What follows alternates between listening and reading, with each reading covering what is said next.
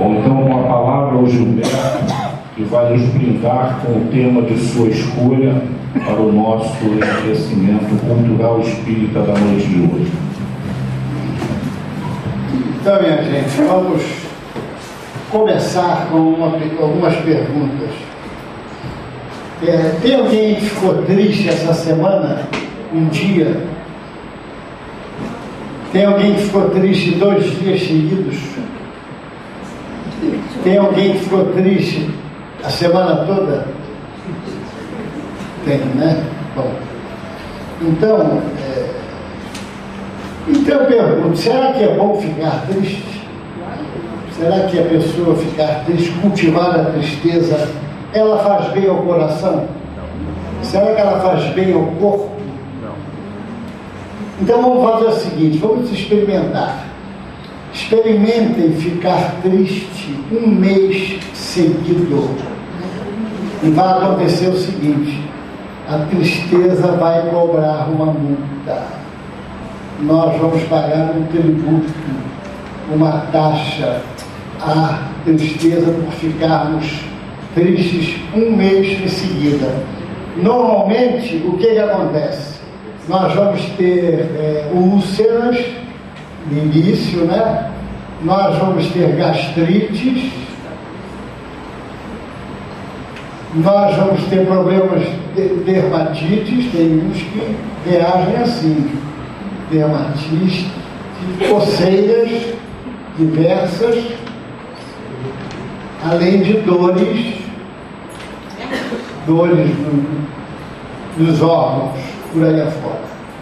Então essa é a multa que nós pagamos se nós tivermos o hábito de cultivarmos a tristeza dentro de nós. Os jovens, aqueles que são educados, às vezes por pais muito severos, eles reprimem o sentimento. Às vezes eles discordam, às vezes eles têm um problema, uma desilusão, e aí não podem extravasar, então eles guardam a tristeza ou a mágoa dentro do corpo. Então normalmente eles vão ter dores no peito, porque o sentimento fica represado aqui, eles não conseguem que o sentimento saia. É o preço que a tristeza cobra. Então, se a gente procurar no dicionário a definição para tristeza, nós vamos encontrar: é um estado afetivo caracterizado pela falta de alegria, pela melancolia, falta de alento, desânimo, esmorecimento, desalento. Então vamos combinar, vamos fazer uma combinação entre nós aqui. Ninguém vai ficar triste a partir de hoje. Concorda? Vamos fazer esse compromisso? Nem um dia nós vamos ficar tristes. Só que não é possível. Nós vamos ficar um dia ou outro triste. O grande problema, a questão, é a gente alimentar essa tristeza. O nó da questão é essa, é não alimentar a tristeza. Ficou triste, teve uma desilusão, um parente, teve um amigo que nos ofendeu por uma razão qualquer, enfim, alguma coisa que a gente esperava muito e que não aconteceu. Se nós cultivarmos aquela tristeza, é que não é bom. Então nós temos que espantar, dar a volta por cima e ir embora. Porque a regra, gente, a regra da vida, do espírito, a regra é essa aqui, ó. A regra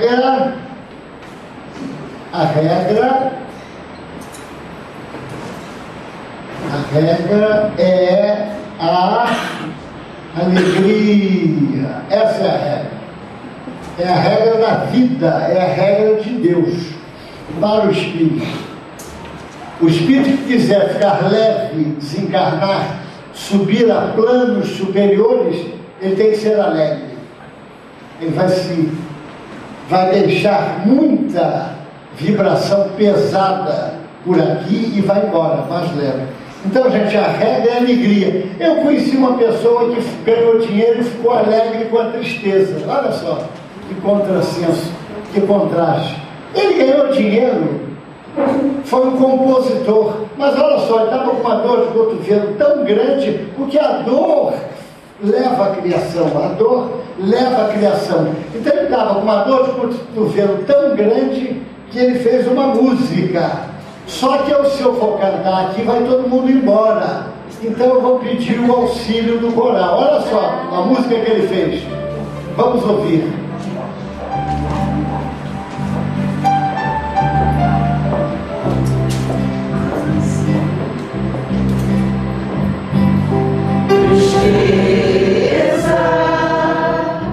Por favor, vai embora, minha alma que chora, está vendo meu fim. Do meu coração a sua moradia, já é demais o meu penar. Quero voltar àquela vida de alegria, quero de novo cantar. Meu coração a sua moradia, já é demais o meu penar. Quero voltar àquela vida de alegria, quero de novo cantar. Então, gente, ele ganhou dinheiro. Ficou alegre, com a tristeza, com a dor de cotovelo. Até hoje ele ganha dinheiro nessa música. Direitos autorais. Acabou de ganhar. Porque ele era amado, ele amava sem ser amado. E não há nada pior do que amar sem ser amado. Padre Antônio Vieira dizia que amar sem ser amado é martírio. Agora, ser amado e não amar é tirania. Pessoa que é amada e não corresponde ao amor. É fria, é distante. Então é isso. Mas existe uma tristeza segundo Deus. Olha aí, gente. A gente vai pesquisando e vai achando, vai aprofundando o tema. Existe uma tristeza segundo Deus. Paulo falou dela. Porque a tristeza segundo Deus espera arrependimento para a salvação, o qual não traz pesar. Mas a tristeza do mundo gera a morte, que foi essa tristeza que nós falamos aqui. Essa tristeza puramente do dia a dia, material. Então, está em Coríntios, segunda carta, 7-10. A tristeza, segundo Deus, espera arrependimento. E aquela tristeza boa, essa, puxa vida, eu estava crente que eu não ia cair, que eu não ia responder mal ao fulano como eu respondi, não ia responder áspero. E respondi, mas eu juro que eu vou melhorar. Eu juro que eu vou para frente. Quer dizer, a pessoa não fica triste, magoada, não. Vamos dar a volta por cima e vamos tentar melhorar. Essa é a tristeza segundo Deus. Quando a gente fica triste por largar o passado de sombra e não tem nada, como diz André Luiz no primeiro capítulo dos Mensageiros, que eu recomendo a todos lerem. Quer dizer, ele estava com uma taça vazia. A taça vazia é quando as coisas do mundo já não nos satisfazem. Nós já não procuramos. Causa-nos tédio. Então, não, mas nós alijamos do nosso espírito as coisas do mundo, mas a taça está vazia, porque nós precisamos incorporar os valores bons espirituais. E aí é o trabalho incessante de continuar na luta para crescer, né? Olha o que Emmanuel falou. Muita gente considera virtudes a lamentação incessante e o tédio continuado. Muita gente espera, vai deixar ele andar, ele se tornar. Ah, é? Ele se tornar espírita, não encarnação. Está querendo desencarnar, tem que pular a janela. Ele quer ir embora, ele quer ir embora. Aí não. Tentou desencarnar pela janela ali.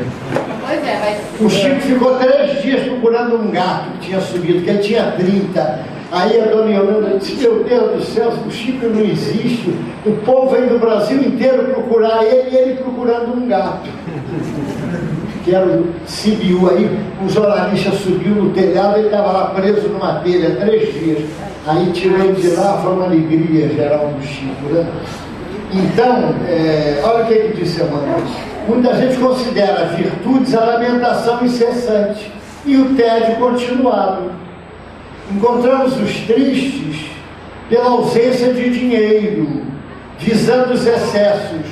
Vemos os torturados que se lastimam pela impossibilidade de praticar o mal. Ouvimos os viciados na queixa, doentia, incapazes do prazer de servir sem aguilhões. Essa é a tristeza do mundo, que prende o espírito à teia de reencarnações corretivas e perigosas. Palavras de Emmanuel. E André Luiz falou mais profundo ainda. A tristeza, segundo Deus, que o apóstolo se refere, é aquela em que a criatura contempla a si próprio, analisando suas necessidades espirituais de melhoria e crescimento espiritual, e caminha resoluto na direção do melhor para si mesmo. E ele continuou: às vezes ficamos tristes, magoados por uma decepção com um amigo que nunca passou pela cabeça pudesse nos magoar. De outras vezes é um melindre que nos remete à tristeza. Mágoas também alimentam o sentimento. Olha o que o Chico falou. Existem pessoas que se sentem magoadas por qualquer coisa. A mais leve contrariedade se sentem humilhadas. Ora, nós não viemos a este mundo para nos banhar em água de rosas. E concluiu: somos espíritos altamente endividados. Dentro de nós o passado ainda fala mais alto. Olha, eu estava fazendo uma reflexão sobre a obsessão, viu? Eu acho que a pior obsessão que existe, isso aí é um parênteses, a pior obsessão é de encarnado para encarnado. Sabe por quê? Sabe por quê, gente? Que dura a vida toda. E o obsidiado, ele é um robô na mão do encarnado. E o que obsidia, ele toma conta do bom olhar, a vida do obsidiado é completamente controlada por ele. Então é a vida toda. Isso acontece com marido e mulher, mulher e marido, filho e marido. Isso acontece, é comum. Tem gente que eu conheço alguns casos assim. A pessoa é um verdadeiro obsessor encarnado, monitora a vida do outro toda, desde que o dia amanhece até o final do dia. Então, gente, é uma obsessão que não tem doutrinação que dê jeito, porque a outra do espírito costuma dar, né? Então, gente, o humor, o negócio é manter o bom humor. O humor é neutro em si, ele não é bom nem mal. Quem dá a direção do humor somos nós. Nós é que fazemos o mau humor constante, ou de vez em quando, ou fazemos o bom humor. Então vocês preferem ficarem juntos daquele que tem bom humor ou daquele que tem mau humor constante? Quem tem bom humor, não é? Até porque são pessoas que riem. Então a gente tem que procurar os exemplos das pessoas bem-humoradas, independente da posição social. Luís XIV perguntou a Molière se estava contente com o seu médico. Ele respondeu: maravilhosamente contente. Ele não lê os meus livros e eu não tomo os seus remédios. Nos temos muito bem. Quer dizer, uma ironia fina, um humor fino, né? E Churchill, aquele estadista, o maior estadista do século XX, que salvou a Inglaterra da invasão alemã, recebeu um telegrama de Bernard Shaw, um dramaturgo, convidando-o para a primeira apresentação da peça Pigmalião. Então o telegrama dizia: convido ilustre amigo, ilustre companheiro, para a primeira apresentação de minha peça Pigmalião. Venha e traga um amigo, se tiver. Aí Churchill respondeu: Agradeço, ilustre escritor, honroso convite. Infelizmente não poderei ir à primeira apresentação. Irei à segunda, se tiver. Ele respondeu na altura do nosso amigo, né? E um dia Churchill estava no parlamento em inglês e ele não gostava de receber apartes. E uma parlamentar pediu uma parte. Ele, a conta era feita, deu uma parte, ela disse: Vossa Excelência sabe que se fosse meu marido, eu colocaria veneno no seu café? E todos ficaram esperando a resposta. E ele disse com a maior classe: Pois saiba, Vossa Excelência, que se colocasse este café, eu beberia este café. Caso fosse marido dela, né? Foi a resposta dele, né? Eu tomava o café. Então, gente, a regra é a alegria. Se nós estamos tristes, temos que partir para a alegria. Vamos ver o comportamento do Chico, por exemplo, Jerônimo Mendonça. Foram baluartes da alegria e do bom humor. Eu nunca vi o Chico triste. O espírita é aquela pessoa, dizia ele, que vai ao banheiro chorar, depois seca as lágrimas e volta com um sorriso nos lábios para atender o povo, não é, Maria? A gente esconde as nossas mágoas, seca as lágrimas e vai atender o povo. Então eu vou contar, uns já ouviram, mas tem gente nova que não ouviu, né? Não, você não ouviu, mas tem gente que não ouviu. Tinha uma senhora que morava junto a uma oficina mecânica e ela brigava muito com os rapazes que diziam palavrões, falavam alto, discutiam, e ela tinha um papagaio, e um dos rapazes repetia sempre o mesmo bordão: eu quero que essa mulher morra, eu quero que essa velha morra, dizia, eu quero que essa velha morra. E o papagaio, como ele aprende a repetir o que ele ouve constantemente, passou a dizer para ela: eu quero que essa velha morra. Ela ficou com raiva do papagaio e disse para o marido: vou estrangular esse bichano. Aí, não faça isso, ele é um filho de Deus, vamos até o padre perguntar a ele o que ele vai dizer. E foram no padre, chegou lá o padre: não, ele é um filho de Deus. Olha aqui, tem um papagaio aqui da sacristia que está acostumado a ouvir novenas, homilhas, e preces e orações, missas. Eu vou emprestar ele a você e você bota junto do outro, quem sabe ele não doutrina o outro papagaio. E aí ela foi toda contente, levando o papagaio para casa. Quando chegou lá, no dia seguinte, ela olhou para o papagaio dela: eu quero que essa velha morra. Aí ela, esperançosa, olhou para o outro disse: que Deus ouça nossas preces. Quer dizer, não resolveu o problema, né? E o Chico contou aquela, aí eu escutei, vi ali do lado dele: vocês conhecem, gente, isso 5 horas da manhã, 4 horas, depois de servir, 14 horas, vocês conhecem aquela história do papagaio espírita? Porque tem papagaio espírita. Aí ninguém, não, Chico, papagaio espírita, que é isso? Ficou assustado. Ele contou que tinha um jovem casal de espíritas que iam na juventude, iam no centro, e tinha um papagaio. O papagaio estava acostumado, evangelho, culto no lar, ouvia aquilo tudo. Eles rezavam todo dia, iam página de manhã, de noite. Aí o casal teve que se mudar por circunstâncias da vida e deixou o papagaio no apartamento, e entrou um casal materialista. E brigavam, e quando brigavam, o papagaio exclamava: que Deus, que os benfeitores ouçam as nossas preces, estamos diante da obsessão. Doutor Bezerra acudiu, os espíritos do bem, vamos fazer o culto no lar. Mas era uma andorinha só, coitada, não podia fazer verão, né, como se fala.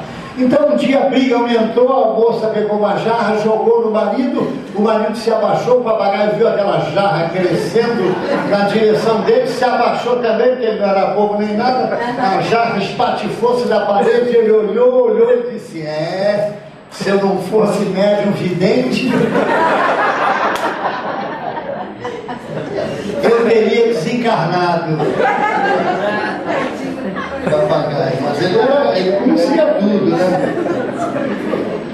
Bom, olha só, Emmanuel fala: existem companheiros que são sofredores inveterados, cultores do pessimismo, da tristeza, se enclausuram em nuvens negras, atendendo a propósitos deliberados. Olha só a consequência. E tem este comportamento, às vezes, durante séculos. É uma afirmação de Emmanuel.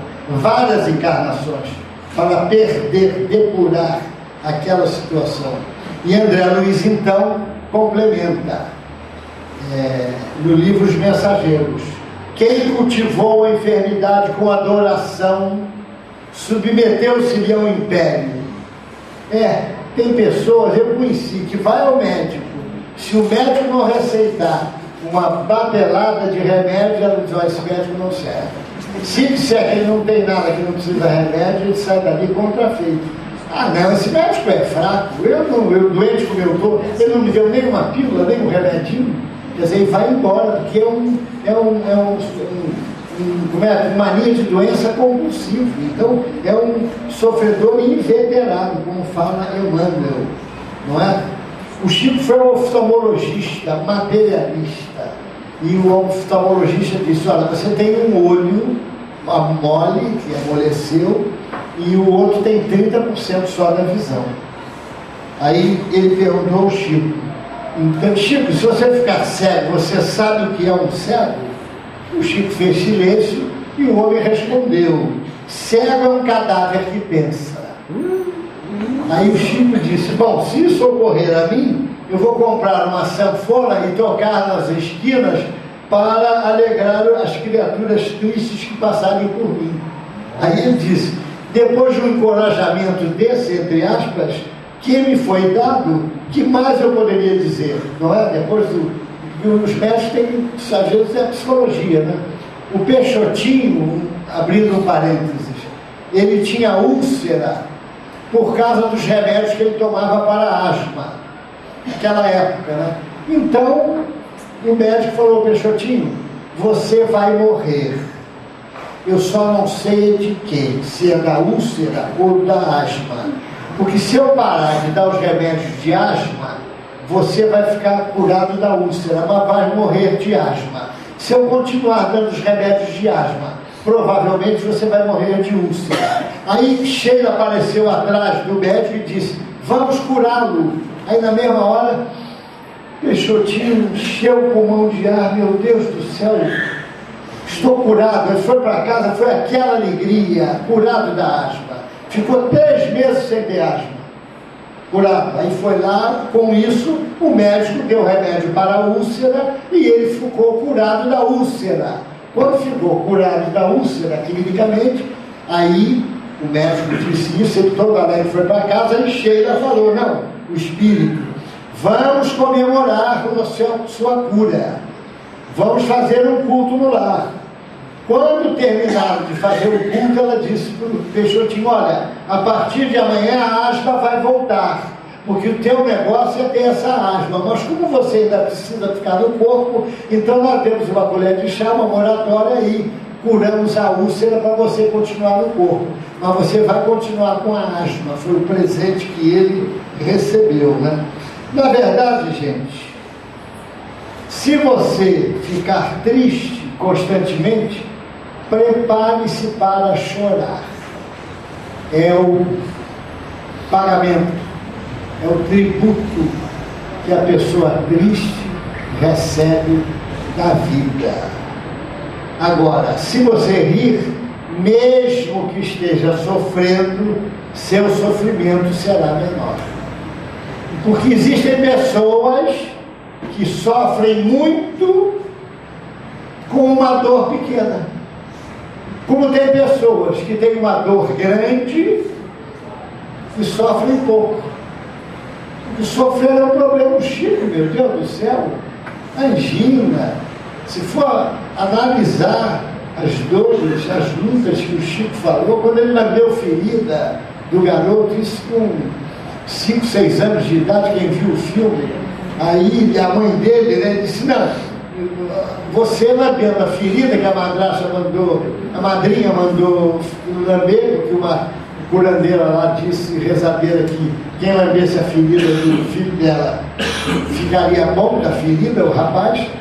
Aí ela mandou de imediato o Chico lamber. Aí ele falou, então ela falou, a mãe desencarnada, conversando com o Chico, menino, atrás das bananeiras, olha, não é lamber a ferida que vai fazer você ficar bom, mas nós vamos curar. Aí o Chico respondeu, então peça a Deus, já naquela época, né? Peça a Deus para não nascer aqui por perto ninguém com ferida. Já tinha um bom humor o Chico, né? Naquela época, né? Então, na verdade, se rir é o melhor remédio, como disse o filósofo, nem todo riso é remédio. Sabemos que há diferentes espécies de riso que correspondem a diferentes estados emocionais e trazem prazeres diferentes. Nem todas as formas de riso funcionam como remédio.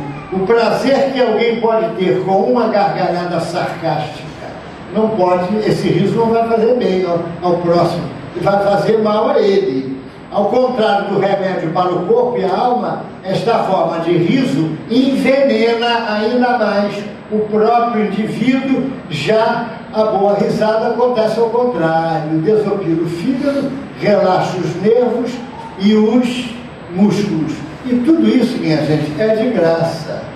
Na verdade, nada neste mundo determina ficarmos tristes.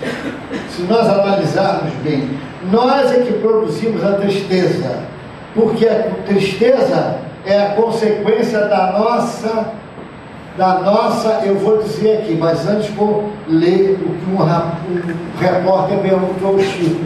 Chico, observo que o senhor há muitos anos, nesta luta incessante para atender as pessoas, e o senhor está sempre com um sorriso nos lábios. Qual o segredo disso, Chico?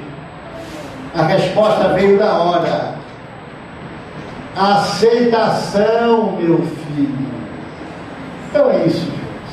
É a aceitação da vida, daquilo que nós temos. Eu aceito as pessoas e a vida como são, e continuo eu mesmo. Então, gente, vamos aceitar o corpo que nós temos, vamos aceitar o bairro que nós temos, o traste que está ao nosso lado, ou o marido que está ao nosso lado, entendeu? Vamos aceitando, porque aceitando a gente vai diminuindo a parentela na outra encarnação, já disse Cornélio Pires.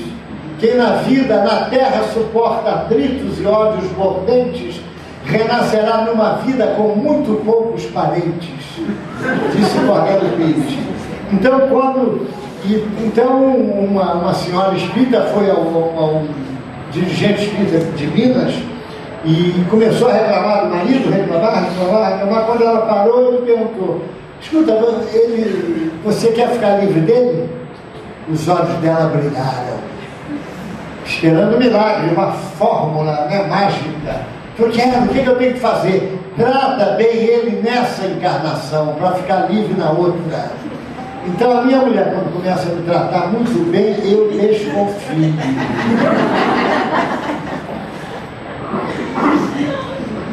Então o problema da tristeza, muitas vezes, gente, são pessoas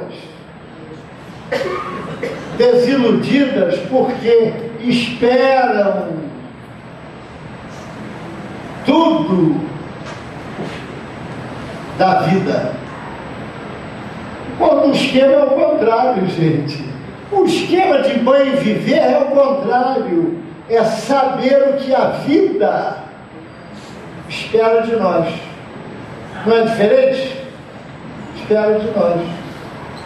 Porque, gente, se a gente ficar só pensando em receber o máximo daquilo que nós queremos, conforto, dinheiro, saúde, mulher bonita, primorosa, cheia de virtudes, enfim, amigos sinceros, tudo isso, se a gente ficar esperando isso, vamos ter decepções que levarão à tristeza, porque a vida, via de regra, a vida nos responde nos responde a vida. Olha aqui, está acabando, tem que comprar outro lado. Nos responde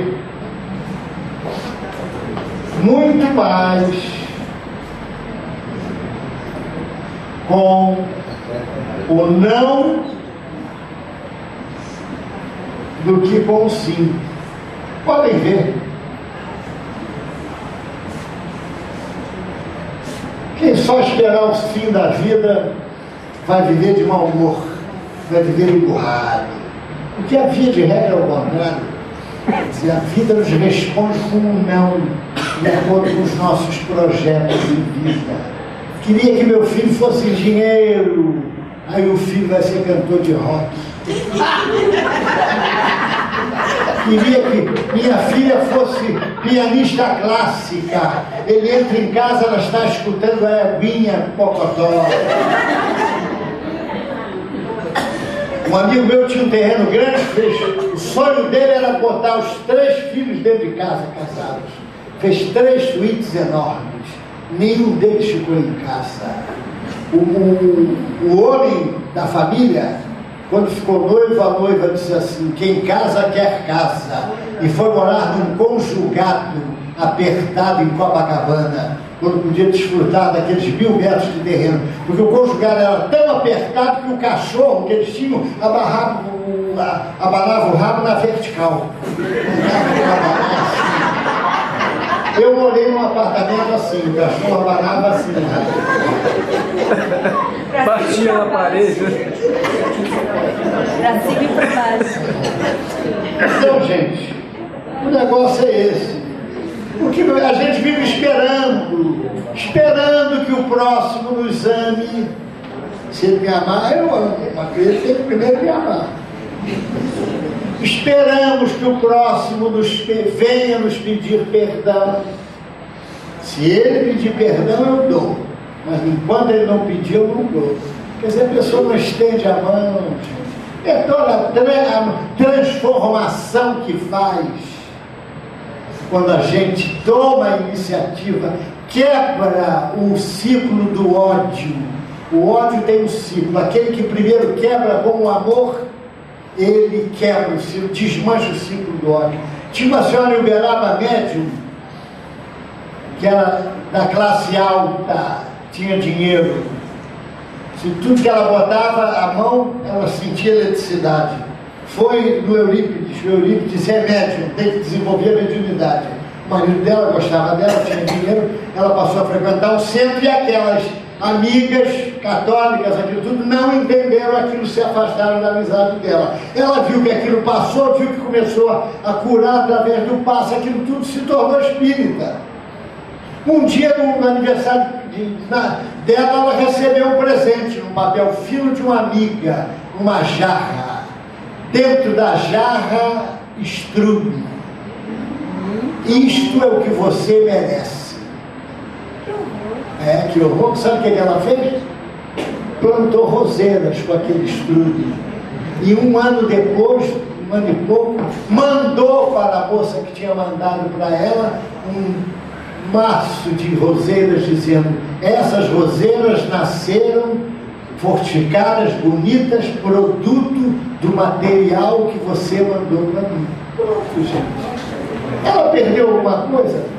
E não ficar de mau humor, não ficar triste, não ficar emburrada. Então é isso que a gente tem que fazer. O espírita tem que ser diferente, gente.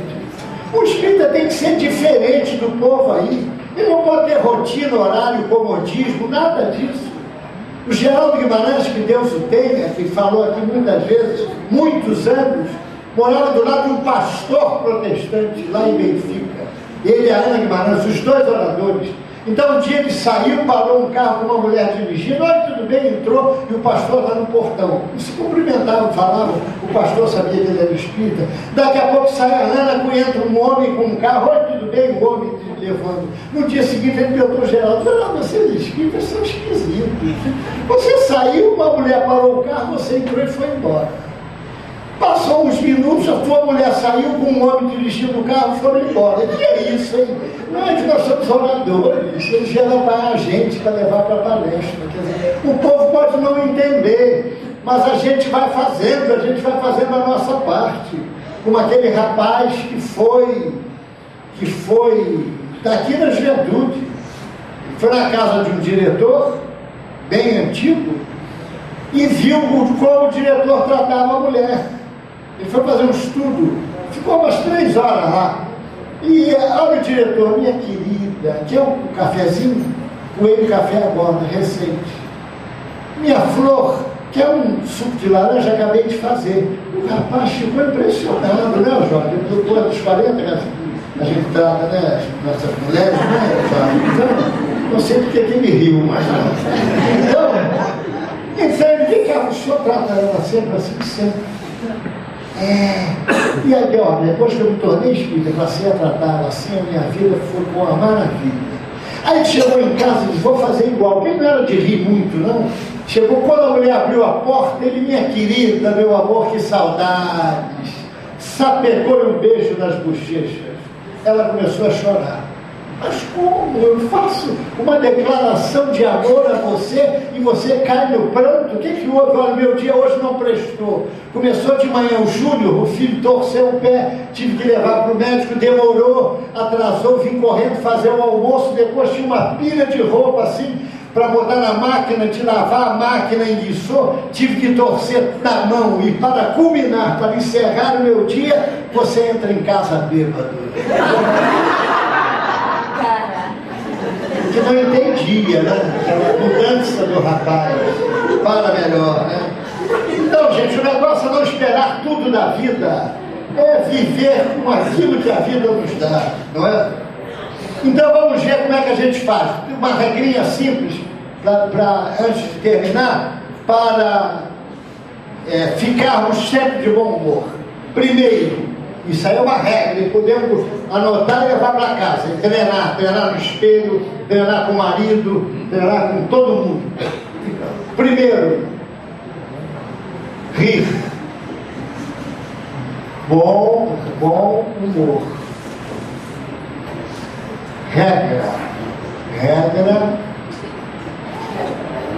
do bom humor. Primeiro, rir. Mas não aquele riso que nós fazemos, não. Aquele riso, tem um povo aí que tem aquele riso plástico, né? Não tem sentimento nenhum. Ele é armado. Mas rir com sentimento, com alegria, quando encontra. Olha, eu conheço, olha só o que ou seja, uma guardada. Não, tira a gargalhada, não é risada, não é risada. Olha o que o poeta disse. Se você, isso é para as mulheres, viu? As mulheres. Se você quer ser feliz, aprenda agora mais esta. Usamos 60 músculos para franzir nossa testa. Para sorrir, no entanto, só 16 são usados. Gastamos menos sorrindo do que vivendo emburrados. Porque, gente, curar os vincos, as rugas, as pregas custa caro. Lá no médico. E rindo é mais barato. Por isso, criança amiga, sorria sempre, sorria. O sorriso custa pouco e nos dá muita alegria. Autor desconhecido. O riso é a maior denúncia da alegria. Quem ri sempre é alegre. Olha, tem gente de riso frouxo. Não tem? Marido de riso frouxo.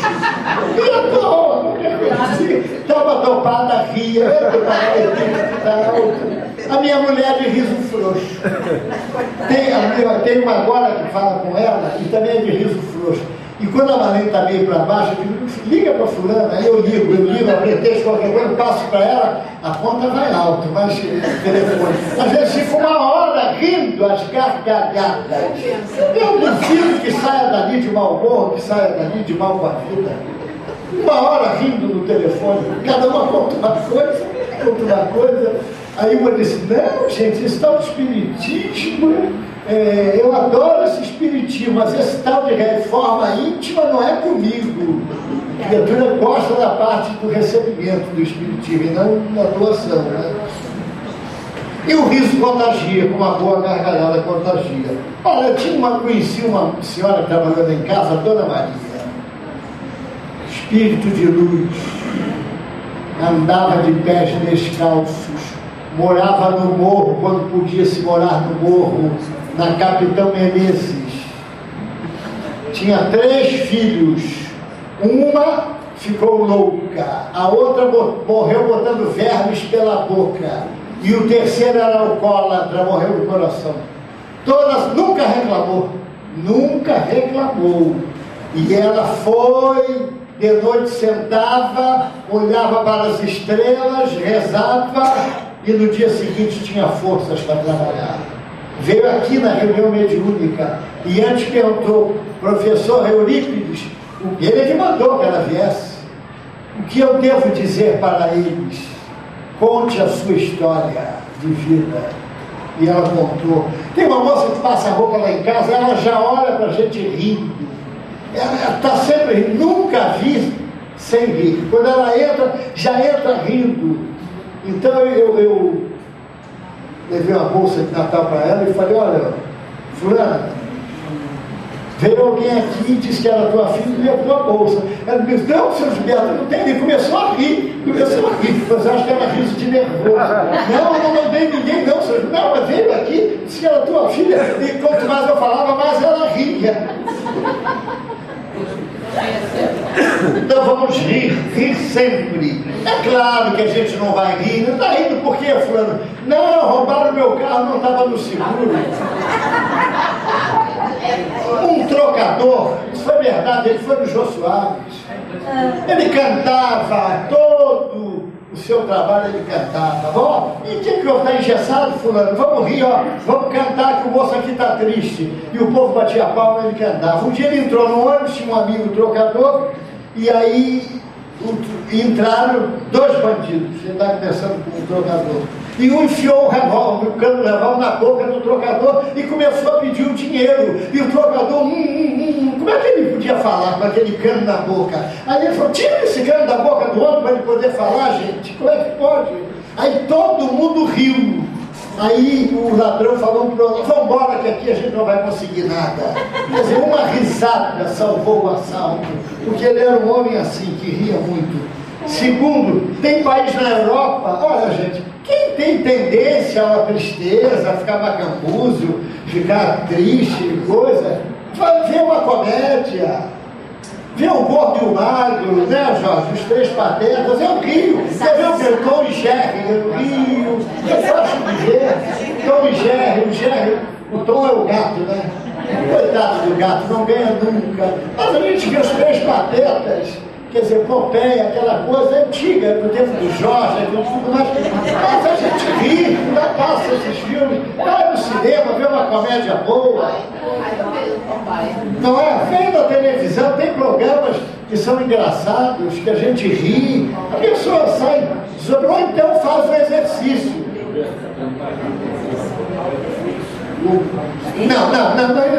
Não vou nem entrar na meta. Aí, olha, vamos treinar 5 gargalhadas por dia.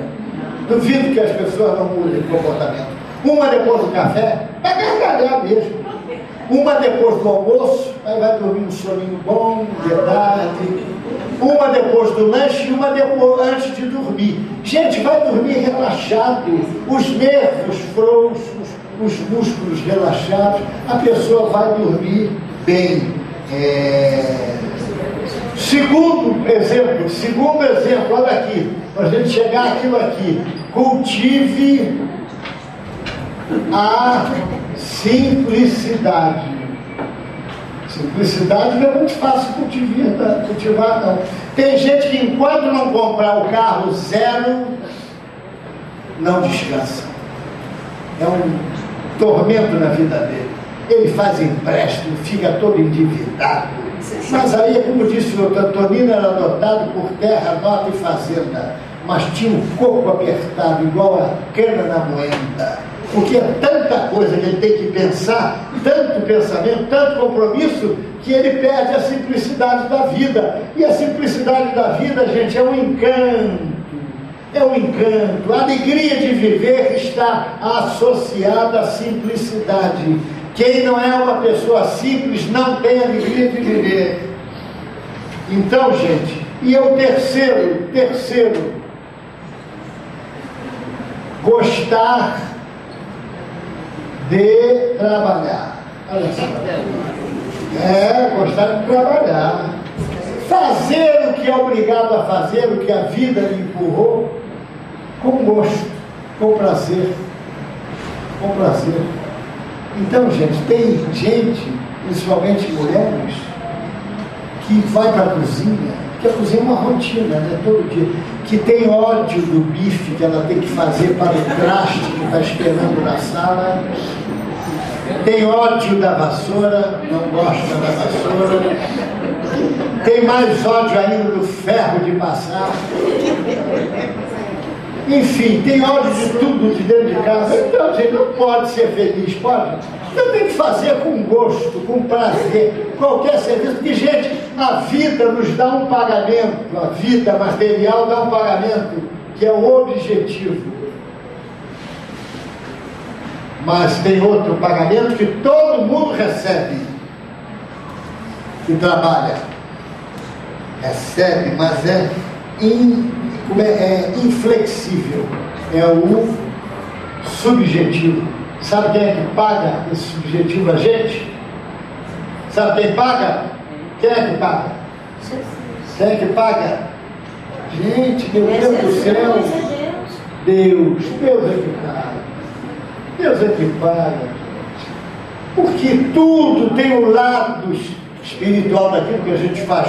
Sabe qual foi o espírito mais luminoso que o Chico viu desencarnar sair do corpo pela morte? Uma prostituta. Mais luminoso o Chico viu sair do corpo pela morte. Uma prostituta. Aos 7 anos o pai abusou dela. Aos 14 ela teve um filho. Para sustentar o filho, entregou-se à prostituição. Só que ela tinha asco, nojo daquilo que fazia.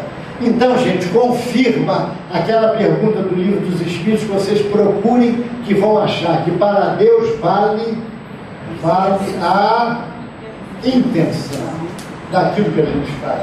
Não adianta entregar quentinha todo dia, fazer acontecer, se o nosso sentimento não for bom. Se nós não tivermos fraternidade, amor naquilo que a gente faz, porque tem pessoas, não é qualquer trabalho que é bom. Tem trabalho que não é bom, o trabalho com as drogas, o trabalho com o jogo. Tem gente que trabalha horas, 10, 12 horas, e não recebe o subjetivo, recebe só o objetivo, porque não é um trabalho que convém a Deus. Então é isso que a gente precisa ver. Então, cultivar a simplicidade, não é, gente? É tão bom a gente ser simples, né? Olha, então, para mudar o comportamento, para que a gente faça isso, 3 coisas são necessárias. 3 coisas. Temos que fazer essas 3 coisas. Primeiro, atitude. Tomar atitude. É igual deixar de fumar. Para deixar de fumar, a gente tem que ter atitude. Vou deixar de fumar. Incorporar aquilo na cabeça. Segundo, decisão. Tomada a atitude, tem que tomar a decisão. Mas não é gratuito, não. E terceiro, esforço. Sem isso, a gente não chega a isso. Então tem que ter atitude, decisão e esforço para que a gente chegue àquele resultado, não é? Para mudar. Um comportamento novo requer uma nova atitude. Sem ela não existe mudança. Não adianta, porque nós não podemos fazer como fazíamos nas religiões antigas, que pagávamos os preceitos, aquilo tudo que as autoridades exigiam, e a gente achava que ia para o céu. Então tem muito espírita que pensa que paga o tributo, vindo às reuniões, tomando passe, dando um auxíliozinho quando podem, e pensam que vão para nosso lar. Porque o céu do Espírito é o nosso lar. Se pensar o Brasil todo querendo ir para o nosso lar, não vai dar. Nosso lar é aqui em cima do Rio de Janeiro. Começa em cima da Guanabara, metade na terra e metade no mar. E vai até Campos. Palavras de Chico Xavier.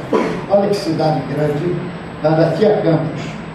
Então, mas não dá o Brasil todo, tem que ter outros nossos lares em São Paulo, em Amazonas, não é? Na Paraíba, tem tudo para que as pessoas possam ir para lá. O que os Espíritos amigos, questão Livro dos Espíritos 909. Essa é para a gente ler todo dia. Esta é para a gente ler com fervor bíblico, como fala. O homem poderia sempre vencer as suas más tendências pelos seus próprios esforços. Olha só, o homem poderia sempre vencer as suas más tendências pelos seus próprios esforços? Sim, respondendo os Espíritos, e às vezes com pouco esforço. O que lhe falta é a vontade. Como são poucos os que se esforçam. Então é isso que falta, gente. Então a gente tem que exercitar a simplicidade. Como é que a gente exercita e desenvolve? Prestando atenção nas coisas simples da vida. E essa época do ano é muito boa para isso. O céu. Quem é que olhou o céu hoje? O céu azul, límpido, sem nebulosidade, não é? Sem aquele mormaço. É uma beleza. Olhar as flores quando a gente passa, no canteiro. Olhar um vaso de plantas numa casa. Olha, a fulana pintou o muro da casa dela. A fulana fez uma reforma bonita. Não é sair de casa, aquele muro está descascado, é relaxamento. Olha quanto capim na calçada. E a pessoa só vê o lado ruim, não é? Será que o ônibus vem cheio? Será que a fila da injeção da vacina está cheia? Eu fui tomar, a primeira vez que tomei, e tinha 4 pessoas. Aí eu perguntei, né? Cheguei e falei alto, para brincar, né? Para descontrair, né? Tem gente que não gosta da injeção, né? Eu perguntei, escuta, essa é a fila do Jesus está chamando? Aí a primeira olhou para o lado, ela estava magrinha, com um casacão que ia até o tornozelo, olhou para o lado e falou assim, é ruim, pode estar chamando ele, a mim não. Bom, ainda não me chamou não, velho. Isso foi no primeiro ano que eu tomei, tem algum tempo.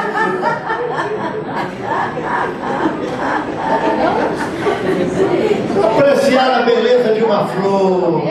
Chico falava que basta o homem olhar com atenção uma flor para aceitar a existência de Deus. O pôr do sol, a lua com calma. Um amigo estava levando uma oradora, chão de terra, estrada estreita, lá em Leopoldina, aquilo tudo. De noite, daqui a pouco, ela começou a gritar, é ela, ele quase jogou o carro no barranco, assustado. Mas que ela? A lua está nascendo, a lua. E ele reclamava dela, ela simplesmente não dava a mínima importância às reclamações.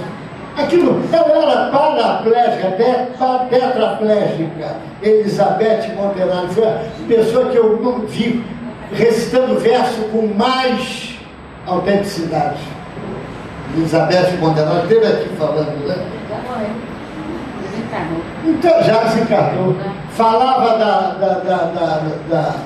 da lua com a maior simplicidade dela. Então o otimista tem um olhar positivo, o pessimista tem um olhar triste para as coisas da vida, né? Olha, eu recebi uma lição, eu estava no carro de um amigo lá do núcleo, e ali na freguesia, depois do batalhão, tem uma rua que desce, ladeira. E o trânsito, a mão que ia para cá, estava parada. E a nossa mão livre. Mas os carrões, inclusive importados, que desciam a ladeira, simplesmente ignoravam que aquilo era mão dupla e fecharam a nossa passagem. Nós éramos o primeiro. E nós ficamos uns 10 a 15 minutos ali. E eu notei que ele não teve a mínima alteração de ânimo. Vem cá, não vai falar nada dessa situação? Não, antigamente eu estressava, mas hoje eu estou dentro do ar refrigerado. Um carro bom, eu vou me estressar, gente? Aí daqui a pouco o povo de trás começou a buzinar. Aí abriu a fila, nós passamos. Então eu digo, não, eu vou fazer igual a ele. E, gente, é contradição. O homem está no ônibus cheio, teve um dia mal, o patrão deu uma bronca, ele está ali no ônibus calmo, tranquilo, e o cara está dentro do carrão esbravejando com o congestionamento. No ar refrigerado, sem ninguém ali importunar, não é? Então, gente, a alegria está profundamente ligada ao trabalho. Se a gente fizer isso, nós vamos hoje rir, cultivar a simplicidade, gostar de trabalhar, e para isso é preciso que a gente tome essas 3, não é? Atitudes: atitude, decisão e esforço. Tinha um rapaz lá Allan Kardec conta na Revista Espírita que ele era um bom rapaz, instruído, inteligente, bom filho, mas não podia se contrariar. Quando alguma coisa estava errada, são 14 ou 15 volumes da Revista Espírita, 15, né? 12. Então vocês procurem nos 12 volumes, vão encontrar essa história lá. Se ele encontrasse, procurasse um livro, um caderno, um lápis, e não encontrasse, ele quebrava tudo. A tal ponto que um dia ele entrou em casa, teve um acesso de fúria, estava procurando alguma coisa, a mãe dele entrou no quarto, sabe o que ele disse? Sai do quarto, senão eu te mato. Nossa. A mãe conheceu a doutrina espírita. Sabe o que aconteceu? 3 meses depois era uma outra pessoa. Calma, tranquila, a ponto da mãe dele ficar preocupada. Não, esse menino está doente, está com alguma coisa. Não, ele incorporou, introduziu aqueles ensinamentos dentro dele. Então, se ele pode mudar, quem é que não pode mudar? Todos nós podemos mudar. Depende só de nós, depende de darmos o primeiro passo, depende da nossa atitude, da decisão e do esforço que a gente tem que fazer, não é? E utilizar os recursos da caridade, que ajuda muito, né? A caridade. Para encerrar, porque eu vou falar pouco, porque o orador lá de Juiz de Fora, o garoto de 10 anos falou para ele: o senhor é o melhor orador daqui. Eu falei: por que o senhor é o melhor? Porque eu sou o melhor orador daqui. Tem tantos oradores bons. Não, o senhor fala pouco. Então Tiago estava preocupado com o Zorobabel, que era seu amigo, que não cumpria os preceitos da lei mosaica, como é respeitar o tempo do Senhor no sábado, não fazer nada no sábado. E um dia ele foi tomar satisfações com o Zorobabel, que não comparecia no sábado para o estudo dos textos bíblicos. E foi com 2 amigos. Um amigo perguntou: vem cá, Tiago, se um animal seu de estimação cai no poço no sábado, você não vai salvá-lo? Não, eu vou salvá-lo, mas depois eu vendo ele. Eu não caí mais no poço. E se uma criança, um parente, um filho teu cair no poço, você não vai retirá-lo? Não, eu vou retirar, mas no sábado seguinte eu deixo ele preso no quarto para ele não acontecer isso. Quando chegaram na casa de Zorobabel, viram velhos esqueléticos, mulheres doentes, crianças aleijadas, mas todos com um semblante de alegria no rosto. E daqui a pouco o Zorobabel sai com um alguidar cheio de sopa fumegante para dar para os outros. Olha a sopa! Foi aquela alegria geral. E deu a sopa. Quando ele voltou para a cozinha, que o Tiago foi atrás dele para chamar a atenção dele, viu o Zorobabel saindo com um alguidar mais pesado ainda. E viu um homem atrás dele, ajudando a segurar, apoiando os seus braços. Esse homem era Jesus. Aí ele ficou: Jesus, mestre, o que fazes aqui? Eu agradeço as tuas preces, a tua sinceridade nos preceitos, mas eu estou junto daqueles que estão junto dos pobres. Então Tiago pegou os pergaminhos, aquilo tudo, jogou no canto e foi ajudar Zorobabel a entregar a sopa. Então a gente não sabe o bem-estar que a gente tem quando distribui uma sopa ao mendigo. Não importa que tenha gente que já tomou, que não precisa, deixa para lá. Não vamos especular isso não. Um que tenha fome, que a gente mate a fome dele, pronto. O Chico estava dando pão. Aí o orador do lado dele: Chico, aquele garotinho, aquele sarará, entrou na fila a 2ª vez. O Chico ficou calado. Deu o 2º pão. Voltou Chico, aquele sarará entrou na fila terceira vez. Meu filho, então vamos dobrar a corda para ele, porque ele deve estar com muita fome, né? E deu mais 2 pães para ele. Pronto. Eu estava, eu não tem nada a ver, viu? Não compare. Mas eu estava na Gonçalves Dias, no tempo que eu trabalhava de gravata, aquela coisa, eu, João, os amigos, uma hora do almoço. Então um senhor até vestido simplesmente, mas de paletó, o senhor quer me dar 2 cruzeiros para pegar um trem, no tempo de cruzeiro, para pegar um trem para Deodoro, meu bem. O povo, né, parece que me procurava. Passou 5 minutos, não deu outra. Ele veio de novo, sério, olhou para mim. O senhor pode me dar 2 cruzeiros para tomar um trem para Deodoro? Eu digo, olha, para Deodoro eu já te dei. Dei para Cascadura. Então me dá para Cascadura mesmo. Aí eu dei de novo. Não fiquei nem mais pobre, nem menos pobre. Então, gente, é como disse o poeta, encerrando: dá de ti o quanto puderes, o talento, a energia, o coração. Dá de ti para os homens e as mulheres o que as árvores dão e as fontes dão. Dá de ti o sapato que não queres ou a capa que não usas no verão.